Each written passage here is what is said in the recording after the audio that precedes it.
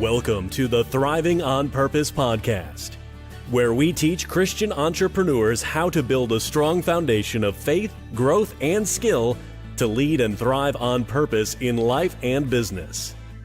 And now, here are your hosts, certified coaches Elisabeth and Sebastien Richard.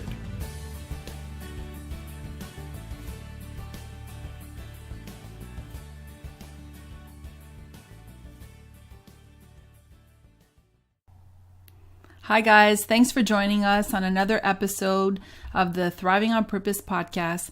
Today I'm here with Sebastien Richard. Hi guys. And we're going to talk about what team building process did Jesus use? Understanding the dynamics of team building. So if you are building a team, you're in network marketing, direct sales, whatever business it may be, and you'd like to learn how to grow a team the way Jesus did, stick around. So in today's episode, we're going to look at how an effective team is built.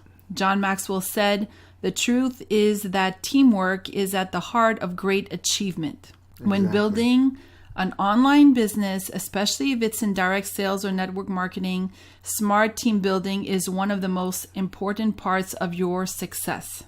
A great team around you will take you and your organization to the next level and the next and the next. So it's not only important to surround yourself with great team players, but also with the right kind of players. The best team builder in the history of mankind will be our model.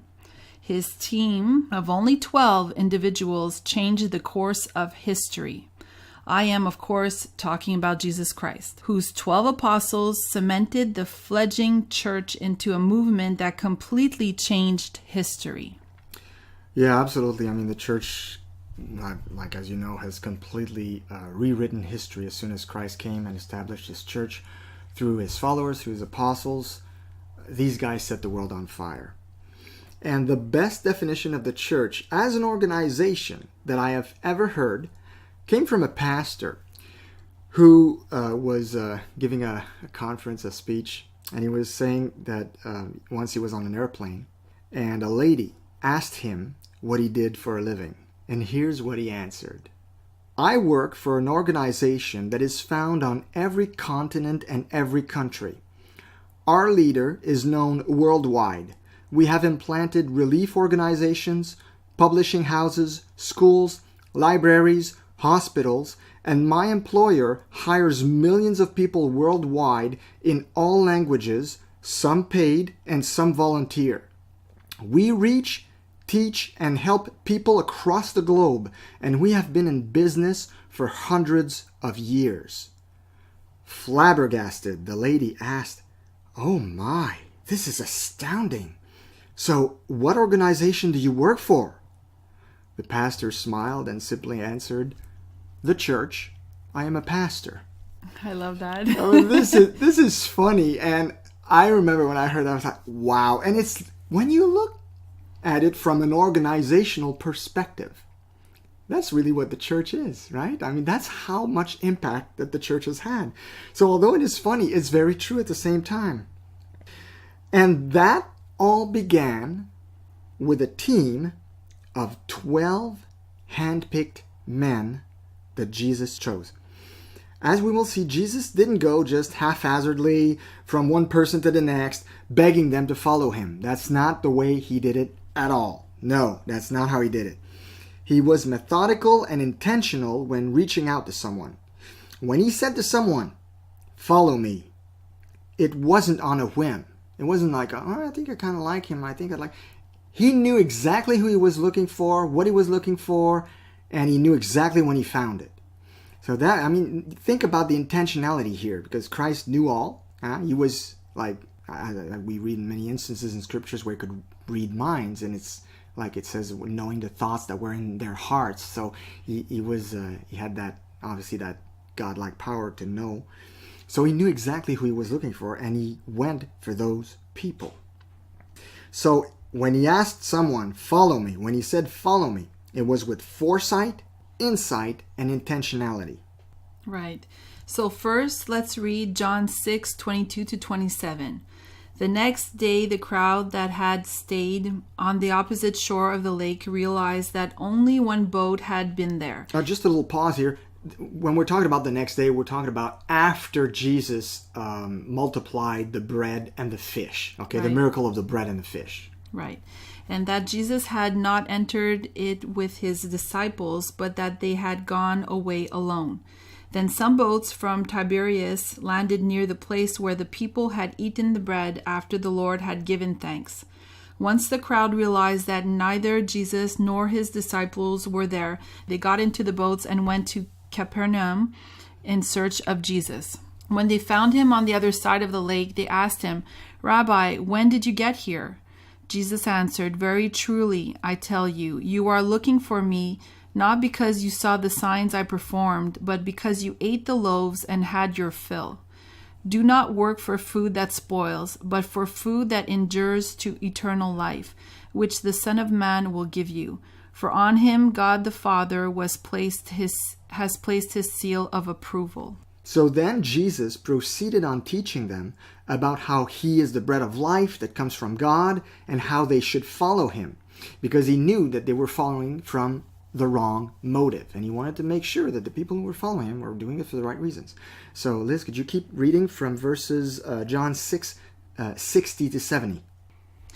So we read in John 6, 60 to 70, "On hearing it, many of his disciples said, 'This is a hard teaching. Who can accept it?' Aware that his disciples were grumbling about this, Jesus said to them, 'Does this offend you? Then what if you see the Son of Man ascend to where he was before? The Spirit gives life, the flesh counts for nothing. The words I have spoken to you, they are full of the Spirit and life. Yet there are some of you who do not believe.' For Jesus had known from the beginning which of them did not believe and who would betray him. He went on to say, 'This is why I told you that no one can come to me unless the Father has enabled them.' From this time, many of his disciples turned back and no longer followed him. 'You do not want to leave too, do you?' Jesus asked the 12. Simon Peter answered him, 'Lord, to whom shall we go? You have the words of eternal life. We have come to believe and to know that you are the Holy One of God.' Then Jesus replied, 'Have I not chosen you, the 12? Yet one of you is a devil.' He meant Judas, the son of Simon Iscariot, who, though one of the 12, was later to betray him." So, what a whopper of a passage. Yeah. There are many, many lessons we could get from this passage about team building, audience targeting, and followership. And it's just amazing how Jesus didn't care how many people followed him.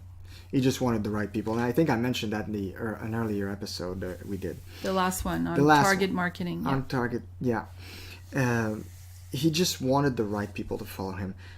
Here's what we're going to do about the team building episode we're doing right now. We're going to look at these lessons that we're teaching today in segments. Every team we build can be broken down into 3 parts. Take any team sport, for example, okay? Whether it be hockey, basketball, football. All teams can be broken down into 3 distinct parts. I have a magazine at home. It's the Hockey News Annual that gives you pretty much all the information you need to know when the season starts about your teams and the roster and how they're how they think they're gonna perform this year, if they have a shot at the championship and everything. But what's interesting is they really break it down. When you read all the players listed on the team, they break it down into pretty much these 3 categories. The number 1 is called your extended roster. So your extended roster is all of the players associated with your organization, the core players and the reserves. This includes the players from your farm team as well. So if you have a professional team that kind of like is where your players are trained to one day graduate to the NHL, well, that includes those players as well. We will see later that Jesus had an extended roster himself of 72 disciples. So a lot of people don't know that about it. They're not too familiar with the 72 disciples. Number 2 are your main players. Now, these are the individuals on your team that contribute daily. These are the key players that were chosen out of your extended roster. They are the key cogs of your organization.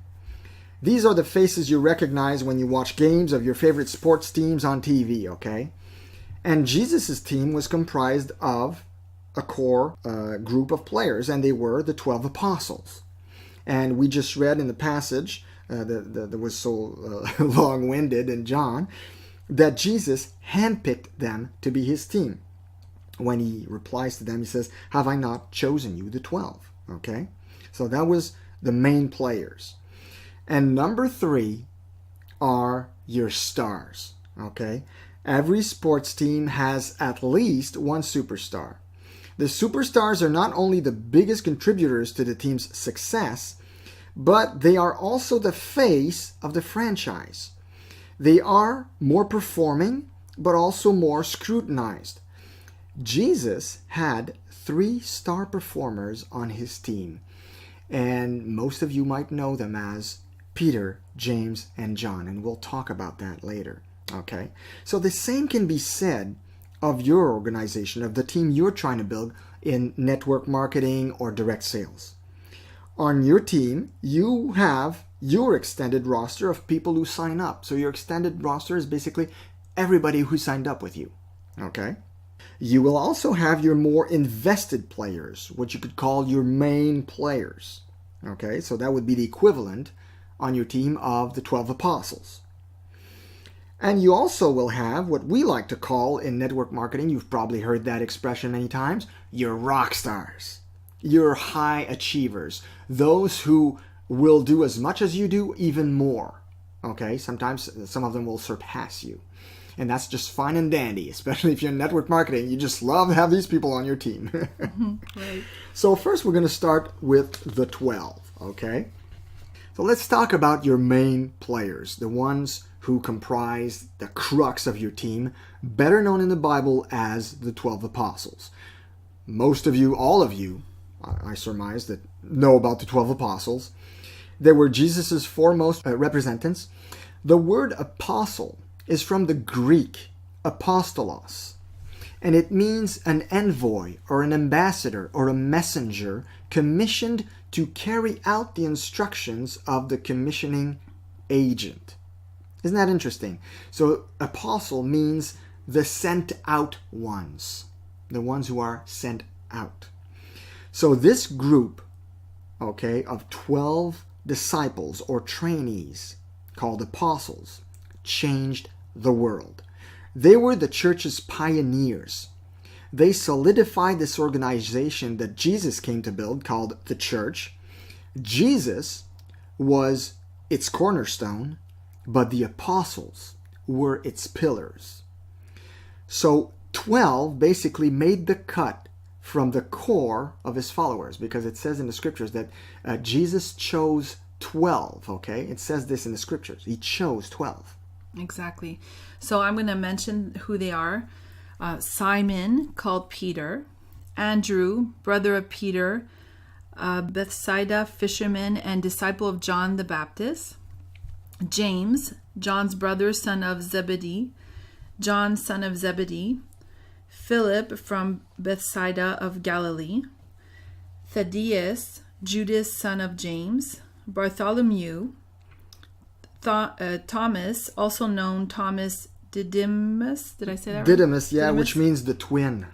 Okay. Yeah. And James, commonly identified with James the Less, was a leader of the early Christian church at Jerusalem, also known as the Lord's brother. And some people don't know that James was actually the half-brother of Jesus, because they didn't have the same father, obviously.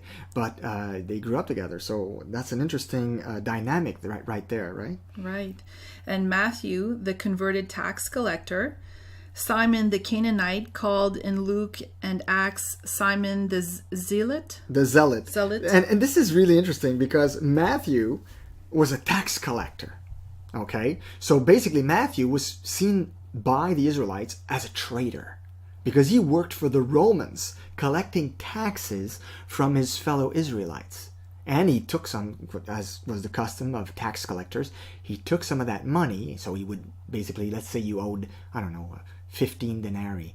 And he would say, you owe 20. And he would take 5 and put in his pocket, right? Because that was the custom of tax collectors. That's how they got rich, right. Tax collectors. But they were really hated by the people. And here's the interesting thing. Simon the Canaanite, okay, who was also called Simon the Zealot. Now that's at the complete opposite end of the spectrum. See, the Zealots were a group of people who wanted to overturn the Roman government because they hated it so. So can you imagine having these two guys on your team? How do you make these guys play nice together? That must have been interesting. That must have been interesting. Like, one is, I don't know, man. He was a converted tax collector, mind you, Matthew. So the fact that he converted and repented. It was like having a union rep in your team. So the fact that Matthew converted must have helped quite a bit. But still, it must have been interesting.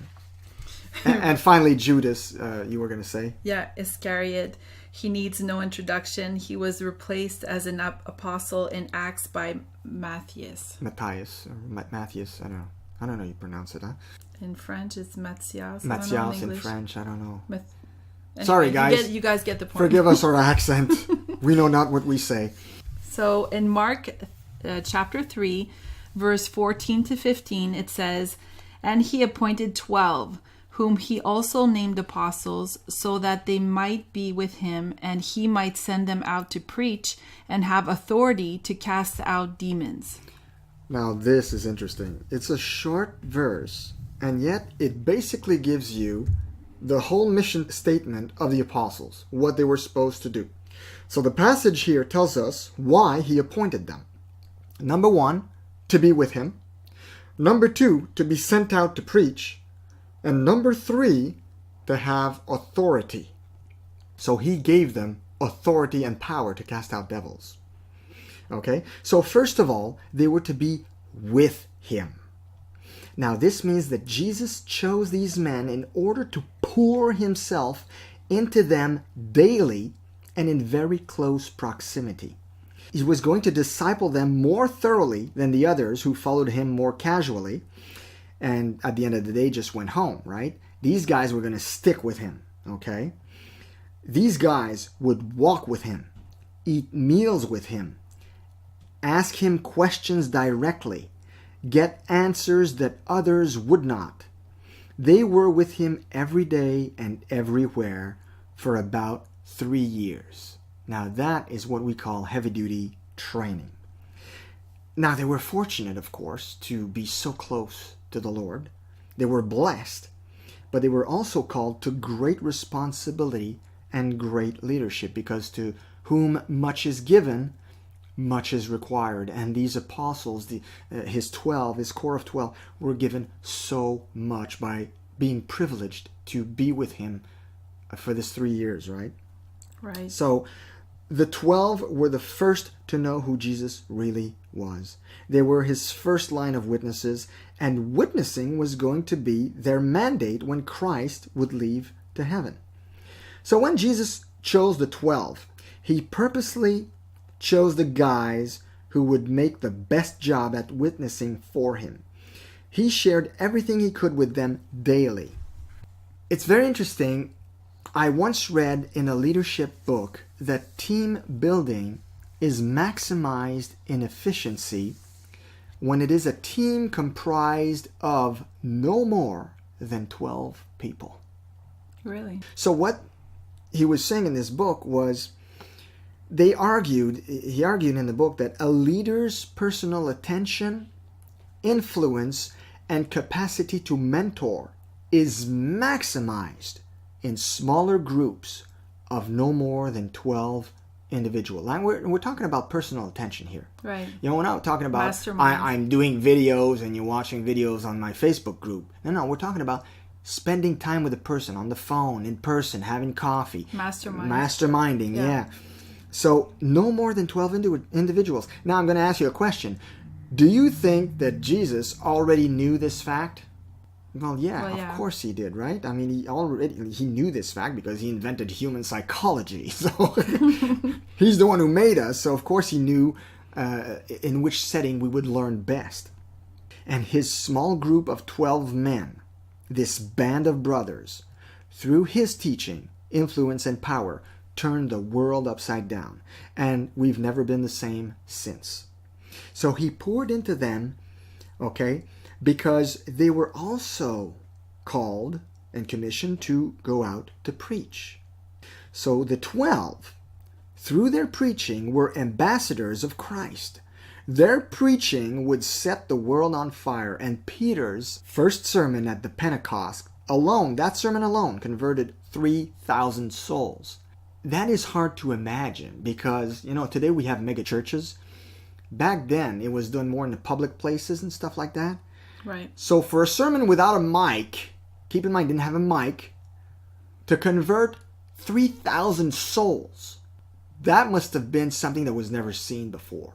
And that was all because of the prior Holy Spirit coming down at Pentecost and filling these apostles with a full measure of the Holy Spirit.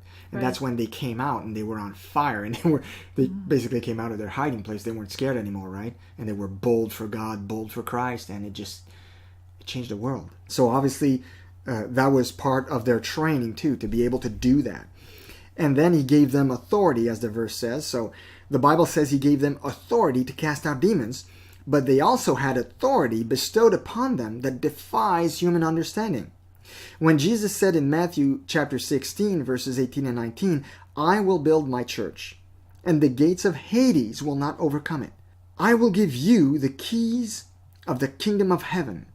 Whatever you bind on earth will be bound in heaven, and whatever you loose on earth will be loosed in heaven." Now that's authority. And that is the authority that Jesus gave his apostle to get that movement started. Every good leadership and team building book I have ever read speaks of the importance of empowering your team members. Very true. And that's exactly what happened in that passage. That's what Jesus did. Right. So your core players on your team should be given empowerment. This comes in the form of encouraging them, giving them responsibility, showing them trust, providing them with access to resources, teaching them what you know. So spending good quality trainings, and I was talking about this earlier. I've listened to many successful network marketers and business owners and online business builders, and one of them really struck, what he said really hit me, because he said that he has a huge organization, and because of that he obviously makes a lot of money. How many people are in his organization? Thousands and thousands. Is he in network marketing? Yeah. Okay. Anyhow, so I was listening to his story, and they were asking him why are you so successful? And I mean, he's not the type of person that's like, physically has it all. Like he, is very simple looking, not the kind of guy that you would, be like, that you would notice in a mall or anything. He's not like this. So he doesn't have a strong physical presence. Yeah, he's not like the 6 foot guy that's very salesy or whatever. Okay, you know the type that would normally get attention. Yeah.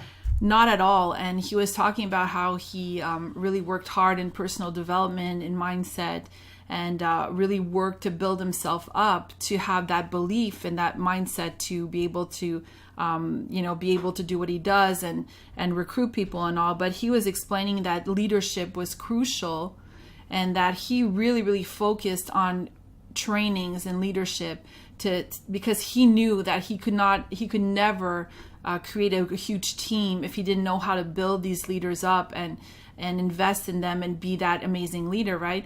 So he would take his rock stars, so his the most devout leaders in his organization, and he would pay masterminds and trainings and invest thousands and thousands of dollars to get these guys to really, really become amazing leaders. And that's one of the reasons he was so successful. And he would pay for all of this. Like he would fly them down and say, this is what we're doing this weekend, and get these amazing speakers and amazing trainers there, because he saw the importance in investing in his team players. And that's how you empower your people, right? I mean, Right. by not being afraid to go all out, to spend that extra amount of time and showing them that you trust them, and giving them more responsibility, and providing them with access to resources. And that's Right. what you were talking about. He's provided them with, through his own means, access to resources that really brought them to the next level. And I think that's amazing. Yeah. But the most interesting thing about the 12 that I think is, personally, it's that Jesus chose them. You see, your team is not supposed to choose you. Rather, you are supposed to choose them. That's how leadership works. And we often make the mistake as leaders to think that attracting followers is going to be the way, instead of choosing the people we want to work with. And that is a key that is so overlooked and so important. So many times in network marketing trainings, we're going to hear, talk about your opportunity to everybody, or anyone can be a potential addition to your team, so talk to anyone. I'm sorry, that is just not the right way to do it if you're going to build a team that is going to be highly successful. Liz, you had a story to share with us. Would you share that with us? Yeah. So when I meet with new people, I like to expand my circle and, get out and be social with people. And I'm always, looking for new friendships and looking for those certain leaders that I can see have great qualities. And I believe that a lot of people, even if they're not in network marketing, you can spot, people that are quality people, that have good character, good values, that have a good head on their shoulders, quick thinking, and that you see that they can have some leadership potential, right? But I've also had those conversations with people that I thought might be a certain way. And when you do sit down and have coffee with them and whatnot, you don't even want to present your opportunity. Would they be interested? Perhaps. Would they stick around and be a team builder? No. So, sometimes there's certain people that are not even good enough to be customers in your business. And I'm not saying this to sound, condescending or anything. It's just that some people it's not their cup of tea. You just know that either your product or service is just not a good fit. They're not the type of person that would even buy that. If you gave it to them free, they wouldn't use it. Mm-hmm. And when you're thinking leadership, building a team, working with people you want to be with on a regular basis, have conversations every day with, and actively build, you have to think of that. Keep that in mind.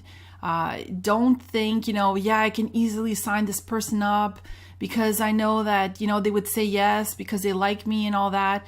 Well, yeah, but if that's not somebody that you see has these potential qualities that you can work with, then you're gonna kind of be dragging this person in your business and dragging them, trying to bring them up the ladder, and they're gonna keep on tumbling down. And it's not gonna work. It's funny you said that, because I guess you could say that if you're gonna drag someone into your business, eventually they're gonna be a drag. Exactly. Right? I mean, that's really the way it is. And oftentimes as business builders, we aim for numbers, right? We aim for quantity because we're trying to get that momentum going. But that could be a big mistake, because if you put quantity over quality, you could end up, just basically having to rebuild constantly rebuilding, because you lose that people at the bottom. They just drop out. You keep having to add, and it never ends. And the other the other pitfall that people fall into is attracting, going for that negative person. They don't realize it's kind of subconscious, because they'll say, this negative, depressed person needs network marketing. She needs this opportunity because, this would just give her wings, and she'd feel like she has purpose, and all of a sudden she'll become this rock star when she embraces this, right? Yeah. And yet, it's wishful thinking, But honestly, it's not going to work because the person already is in a negative mindset. And just to change that mindset around could take years. Yeah. Some people just want to stay in their negative doubts and their depression, in their negative self-talk.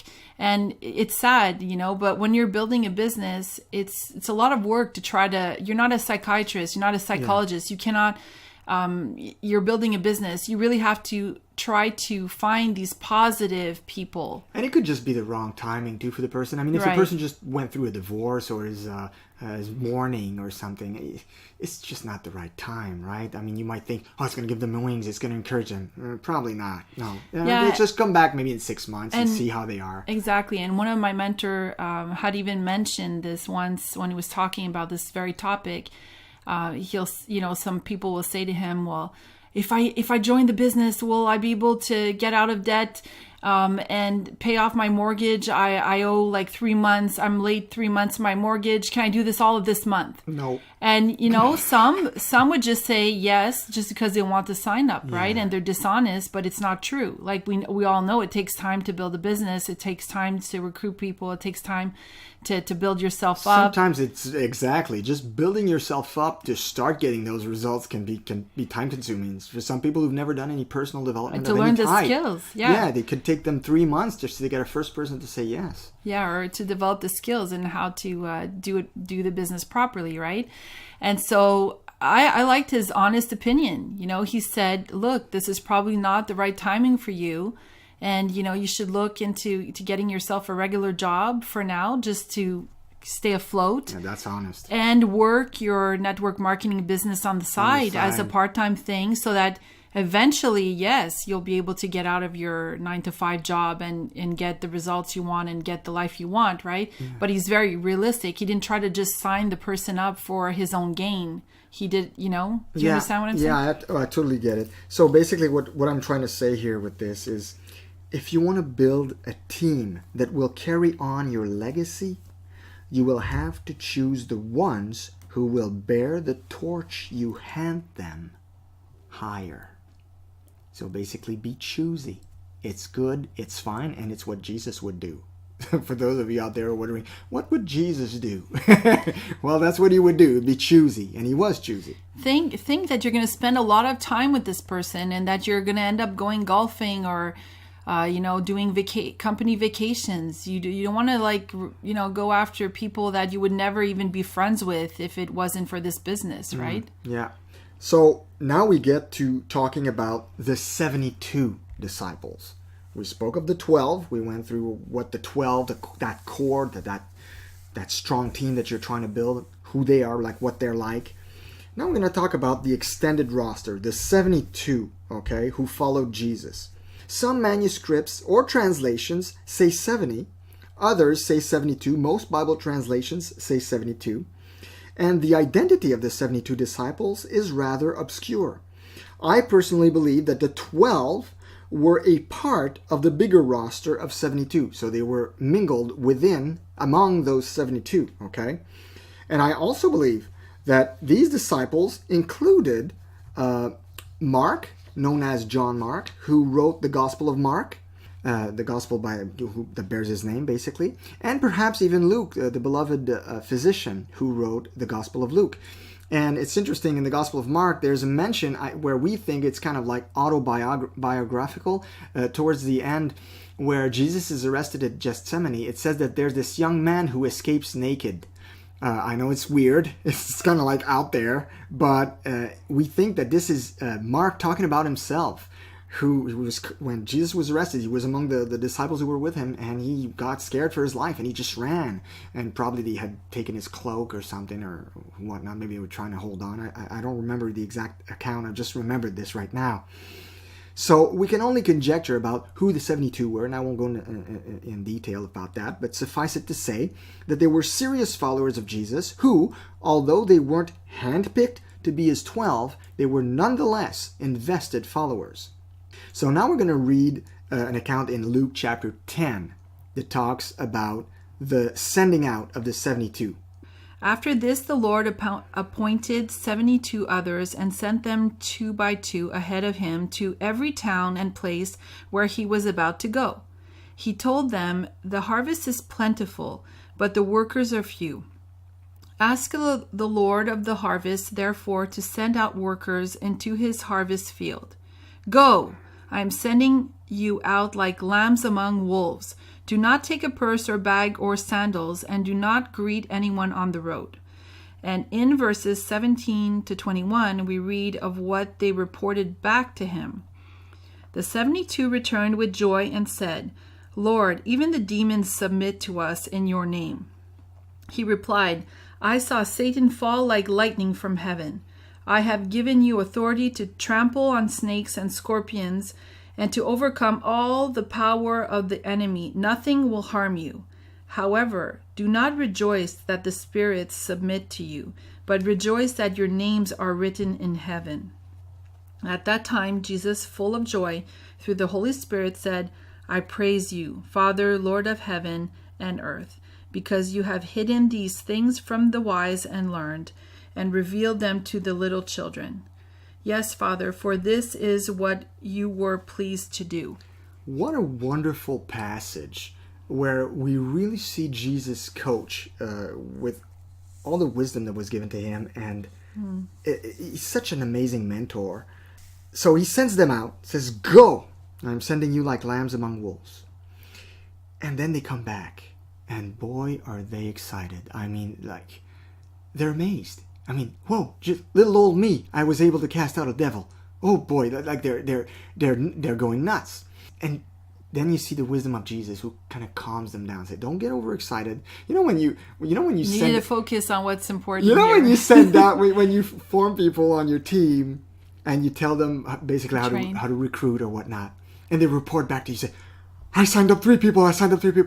And they're so excited and they're so happy, and you're like, well, that's great, that's awesome, but don't get overexcited, because sometimes because when you've been in a business long enough, you know that sometimes, like when you're on fire and it's all starting out, you can sign a whole bunch of people in your first week and then it goes dead for 3 months. So you don't want to get overexcited. It's kind of like what Jesus does here. He calms them down and says, don't be excited that the spirits submit to you, but rather rejoice that your names are written in heaven. Why does he tell them that? Because he tells them that so that they keep the right mindset. That their empowerment doesn't come from the fact that they can cast out devils. Their empowerment comes from the fact that they're children of the Most High. It's who they are, not what they do, that matters. So Jesus brings them back to that. And at the same time, in the same passage, we see that Jesus he's full of joy through the Holy Spirit. And then he goes and says, I praise you, Father. And he exalts in praise to the Father. And then he says, because you have hidden these things from the wise and learned and revealed them to little children. So it's interesting how he talks about the 72. In his eyes, they're like this fledgling young team, inexperienced, kind of like little kids who, how kids are, they get excited and they're passionate and they're on fire, and Jesus has joy when he sees that. He's like, wow. And why does he have joy? Because they just did it through faith. They knew that he had given them authority. They went and did it, and they had results. So he thought that was endearing in a way, as right. If when you see your kid do something for the first time, walking for the first time, or succeeding at something for the first time, we always feel a sense of pride, right? So I think it's a beautiful passage, and it really shows you how to view this extended roster of yours. Because yes, you're going to teach your 12, or well, it won't be 12. It's going to be, your closer leaders. You're better leaders. You're better performers. You're going to teach them a certain way. But your extended roster, those who have signed up with you, who may do it part-time or may not be as invested or may not have as much time to do because they have another job or whatnot, you're going to coach them differently. So you're going to be maybe on the one hand more patient. On the other hand, I took a few notes here, and I think this is really interesting. Here's what I saw from the 72, okay? In Luke 10. The 72 were, first of all, they were taught. Then they were instructed. When Jesus tells them what to do when they go, don't go from house to house, and wherever you go, whatever we give you to eat that, and they're instructed right? And they were sent out when he says, go. And I like that there's an exclamation point in that. Go. And then they come back. They're enthusiastic, but then he kind of corrects them gently. So they're corrected. And I think that's so important when you're teaching your team, your extended roster especially, to correct them. Sometimes your better leaders, you will rebuke. But your extended roster, you have to be a little more gentle and correct them gently. Because you can be a little bit more firm with your better leaders, those who know better, are more invested, know better. If they make a gross mistake, but with these, well, you can be a little more gentle. And finally, they're praised. You see at the end when Jesus is thanking the Father on their behalf, and is so happy. So when teaching your larger roster, you'll notice that more correction is needed because they are less experienced. Absolutely. So obviously your extended team needs more reassurance. They need more encouragement. In the 80-20 rule, they are your 80%. So in the network marketing language, that would be your 80%. There you go. So that said, although they tend to be more needy, do not make the mistake of spending all your time on them to detriment of your 20% that is more performing. Yeah, so keep in mind, Jesus spent more time with his 12 than he did with his 72. Exactly. More personal attention we're talking about here. Yes, you want to focus with those that are really invested, that really want to learn from you, that are hungry to learn from you. So you will need much discernment when dealing with your extended roster. Out of that, 80% may come some diamonds in the rough, those intangible leaders that we spoke of in episode 15. The intangible leader, we did an episode on that, talking about in your 80%, the intangible leader, how to spot them. So I encourage you to listen to that episode. That was a fantastic episode. We had a lot of great comments on that. A lot of people came back to us saying how they love that. Right. So it's going to help you to how to sift through the 80% to find those diamonds in the rough that could actually be part of your 20. And how to build them. Yeah. How to build them up. Yeah. So here, when we're talking about our 20% right now, those are the people that you really want to focus on leadership training, on giving them the skills that they need, personal development, added trainings, mindset trainings, because they're going to need more of it. They're crushing more numbers. They have a harder workload, and they're more invested. So you really want to focus on that. So in the 80%, there's also people in there that mean well, that want to, but that aren't really serious about it. So it's more like to look at their actions and what they're producing, if they're really trying, and accountability, and seeing, what their numbers are, and if it's not just talk and wishing that they're wanting to be part of your team, but they're wishing it into existence instead of putting the action towards it. Yeah, which brings us to the final part of your team, the 3. Okay? And by the 3, I mean Peter, James, and John. These 3 apostles were apparently very, very close to Jesus. They are mentioned on multiple occasions as being the only ones who were present or whom Jesus took with him when an extraordinary manifestation of his power or glory occurred, such as the raising of Jairus' daughter. The account is in Mark 5:37 or Luke 8:51. Also, the Mount of Transfiguration in Matthew 17, Mark 9, and Luke 9. And when Jesus was very sorrowful and needed special encouragement, I guess, from his brothers, that was in the Garden of Gethsemane, prior to his arrest and crucifixion, they were with him. Okay, Peter, James, and John were with him for these 3 major events in the life of Jesus. And I believe that these 3 apostles were la crème de la crème. Okay, we say this in English, la crème de la crème. Well, la crème de la crème is the cream of the crop. And it's not because they were better than the others. Okay, but they stood out the most. And here's what I want you guys to understand. Jesus granted them this special privilege of being with him for these special moments, not because he loved them more than the others, but because they loved him more than the others. So it's the other way around. You get it? Okay? So it's very interesting to note that Jesus brought them with him to the peak of his glory, which is the Mount of Transfiguration, and to the depth of his valley, which was his sorrow in Gethsemane. And I would be willing to put myself out there saying these were the peaks of his ministry. His transfiguration was him manifested in his full glory. They got a glimpse of who he truly was. And it was on a mountaintop. And Gethsemane, the Garden of Gethsemane, which was the depth of his valley, the depth of his sorrow, where he actually the sweat turned to blood.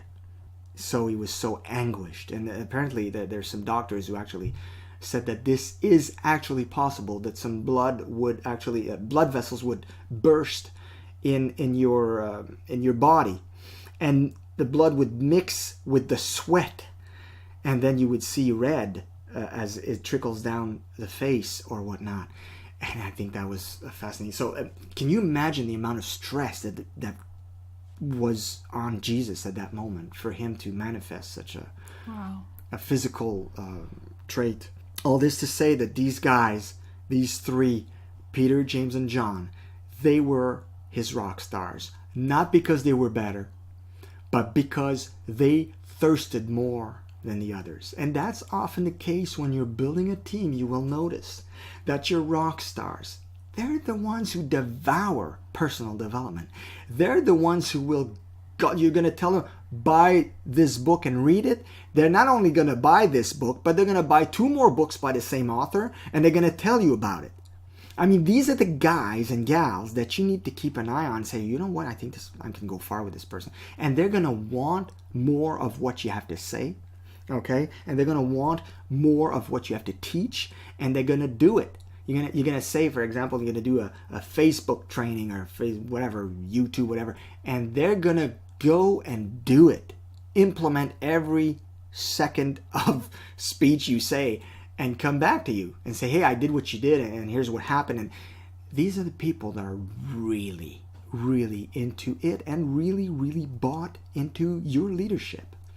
So obviously, as a leader, it's not only flattering, but it's an immense privilege when you have someone come along on your team that wants it that bad, that wants it so much, and that it's never too much, and they never complain. They never say, I can't do this. They just want to try. They just want to go for it. And they're like, I need this. I got this. I want this. And they just go for it. It's a beautiful thing when you got people like that. And Peter, James, and John were that to Jesus. So they sought more from him. So he obliged and he gave them more. So your rock stars, take really good care of them. So these are the people you can fully invest in and who will give you the highest ROI, return on investment, that like every second you're going to pour into them, you're going to see come back to you so much because they're so hungry. They like Les Brown would say, you gotta be hungry. Well, these guys and gals, they're hungry. They want it. So your rock stars will, here's what I wrote down. They will do what you say they should do. They will go where you go. So if you go to an event, they say, hey, you should come to this event. If you go to anything, they're gonna want to be there. They're gonna do the things you do. In other words, they're gonna be very observant of how you do things. And if they're not sure, they're gonna come see you in private and say, how do you do that? How did you do that YouTube video? How did you do this Facebook training? Where did you learn this? They're gonna ask you more questions than the others. They're gonna give you results, not excuses. So when you say to do something, they're just gonna do it. They're just gonna do it because they're so hungry. And in the end, they're gonna be an important part of your legacy. And it's really funny because when you think of the 12 apostles, you read the list, Liz, earlier. I don't know what Bartholomew did. I really don't. And there's a couple of names. Thaddeus, we don't even know how to pronounce his name. I know he was important, and I respect the fact that Jesus chose him, and he must have done something quite remarkable in his life, probably much better than what I'm doing. But the point is, They didn't have the same impact as Peter, James, and John. And I was telling Liz earlier, because she was asking me, she says, if you had to describe the apostles, could you describe the 12? I said, no, not really. I don't know the 12 very much. And biographically, we have, some of them don't have, there's not much on them. Right. But Peter, James, and John, boy, I mean, if you have to boil it down, Peter was the bold one, the act first, think later kind of guy. And the think later part kind of bit him in the, you know what, quite a few times in the scriptures. He embarrassed himself. But you gotta love this boldness. I mean, Peter was bold. I mean, he you know, in 1 minute he's like, I'm not gonna let anyone capture you. Or then Jesus said, get thee behind me, Satan. And Peter was like, huh? Say what? And right before that, Peter had said, Jesus, you are the Christ, the Son of the living God. Like in the instance of like maybe, I don't know, maybe a couple of hours, Peter had said that Jesus was the Christ, the Son of the living God. And Jesus said, you are lucky, Simon Bar-Jonah, Peter, because this is a revelation that was given directly by my Father. So wow. So Peter was blessed at that moment. He stood out. And not long after that, Jesus says, I'm going to go and get killed in Jerusalem. And Peter says, oh no, I'm going to make it so that it doesn't happen. And then Jesus rebukes him because he's seen that he's being influenced by the devil. So that was Peter. I mean, bold, like an incendiary, fiery guy. And then there was John. John, who was probably one of the youngest of the apostles, who's said to be quite young. And you know, I said that to you that Peter was bold, but John, he was bold too in his own way. He loved Jesus so much. And I think if you could nickname him the apostle of love. Because when you read 1 John, it's all about love. Love, love, love, love, love. Love God, love your neighbor. And he calls himself the disciple whom Jesus loved. And it is said of John that there's an instance in the Gospels where he rested his head on the master's chest. You know, he just wanted to be close to Jesus, just wanted to be held by Jesus. Probably because he was kind of a father figure. I don't know the age difference there was between Jesus and John, and then John got the blessing of being appointed the keeper of Mary when Christ was on the cross. Let's not forget that. Right. He was the only one who showed up. He was the only apostle who had the guts, and let's say he was young, but he was gutsy. He showed up there. He could have been killed. Took a chance. Yeah. Took a chance. And Jesus looked down on John and he says, take care of my mother. Behold, she's your mother now. Take care of her. So that's amazing. And James, well, we don't know as much about James, but here's what we do know. Earlier we read that he was the Lord's half-brother. So that's great enough. I mean, he basically grew up with Jesus, so he really knew him well. And yet, you know how we said in an earlier podcast, how hard it is when you start something big, how your family are going to be the ones to doubt you right away. So you got to hand it to James. He was there with the Lord. He was one of his followers, one of his closest, and he was right there with him. And James in the early church was seen as a pillar of righteousness, so much so that it was called James the Just. James the Just. He had such a high level of integrity. And he was one of the pillars in Jerusalem of the fledgling church, and people loved him for that reason. So, but I don't have all. I mean, we know if we go with Thomas, well, Thomas, the guy who doubted, yeah, but he did a lot more than that. He actually wrote a gospel that didn't make its way into the Bible, whose authorship is questionable, but still, the Gospel of Thomas has some interesting stuff in it.